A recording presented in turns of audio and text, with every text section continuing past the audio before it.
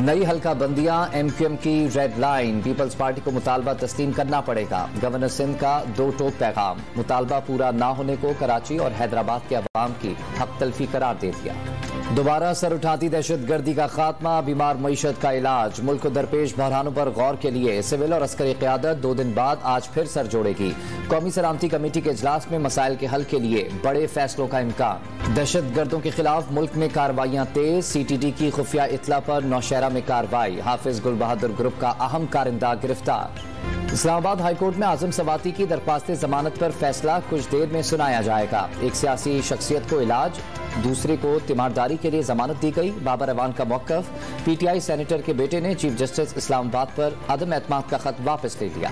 MQM और peoples party के रिश्ते में फिर दरार, बिलावल भुट्टो और वजीर आला सिंध के जारहाना बयानात पर मुत्तहदा की क़यादत नाराज। शहबाज शरीफ का जरदारी और अयाज सादिक का अमीनुल हक से राब्ता, दोनों इत्तेहादियों के दरमियान बीच बचाव के लिए लीगी वफ्द आज कराची पहुंचेगा।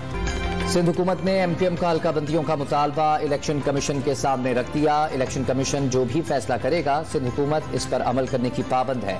वजीर आला सिंध की मीडिया से गुफ्तगू। तेज और बाउंसी पिचेस की बातें ही रह गईं। टॉस जीतने के बाद कीवी ओपनर्स की पुरएतमाद बैटिंग, लीथम और कॉनवे की 9 सेंचुरियों के साथ क्रीज पर मौजूद थी।